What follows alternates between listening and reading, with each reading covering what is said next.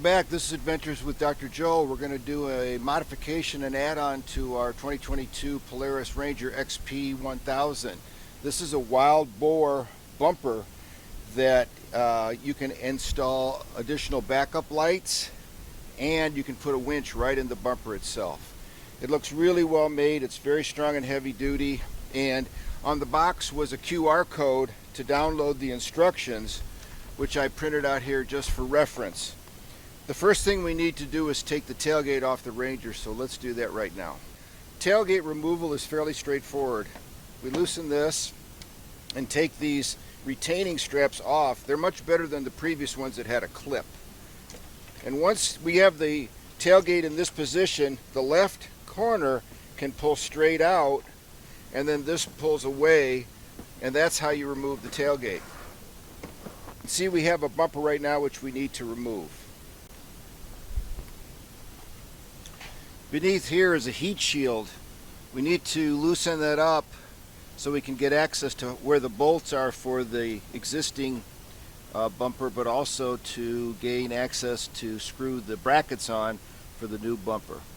The first thing we need to do is remove the heat shield, which is held in place with T30 Torx screws, so we can gain access to where the frame of this current bumper is installed, and where we can connect with our frame with our new bumper. We've removed the screws that I can access from the back, and now I've tilted the dump bed up. We can get to these other screws and just gently bring this down. By the way, some of these larger ones take a T40, so it's a combination of T30 and T40. As you can see here, I ended up taking the whole thing out. It was easier, but I marked each one of the holes with either a 30 or a 40 to again make it easier to put the correct fastener back in place. So this is the heat shield. Quite impressive. The heat shielding on this is amazing. The heat shielding is pretty impressive. It's got shielding over in this area, but also to shield the cab, because 2 generations ago the seat on the inside of the cab, oh, it got hot. The previous generation way better, and this one even better than that. This bumper is held on by 6 14mm self-tapping screws with flanges, so they're basically flange screws, flange bolts. We'll take off these, and this bumper should be free to go.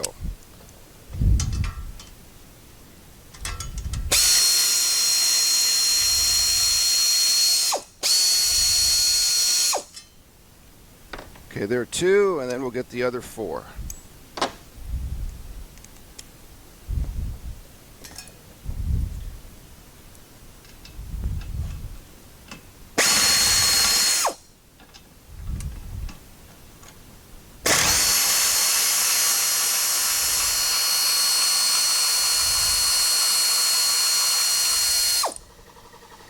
This is an OEM Polaris Ranger bumper. It's held on by 6 fasteners, 2 14mm flange bolts on each side with captured nuts. These are welded in place.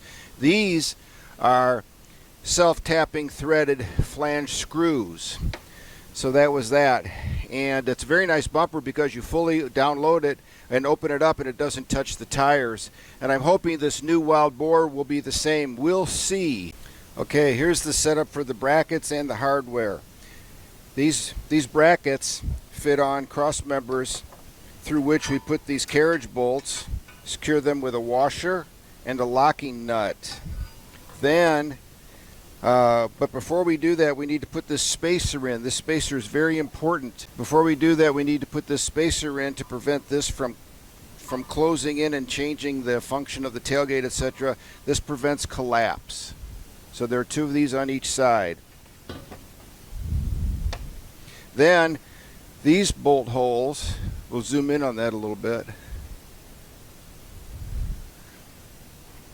Then these are some self-tapping heavy-duty screws that'll cut into this metal and make their own threads and secure that very, very securely, very tightly.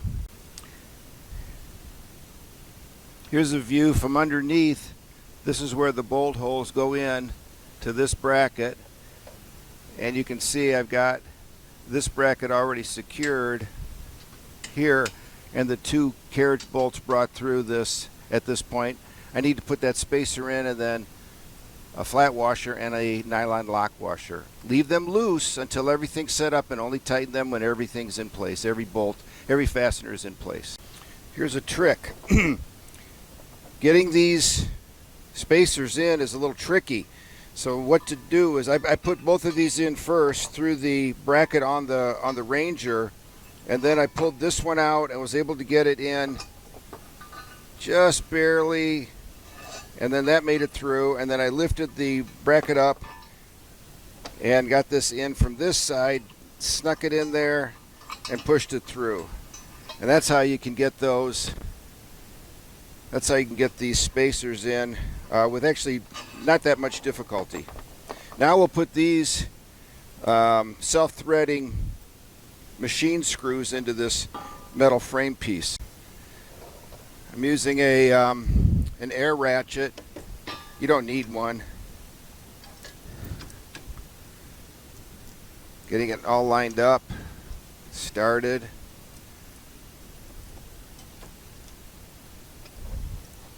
Here we go.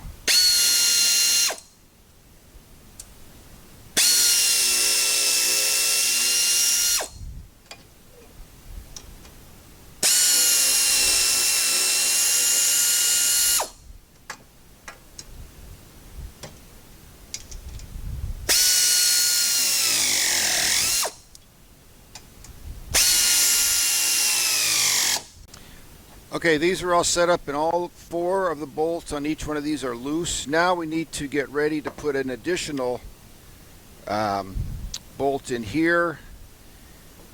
It goes in this hole, and it goes in this hole, through which we're going to have to drill a hole with a 5/16 inch bit. So I put some tap magic on the drill bit. Safety glasses, please. And here we go.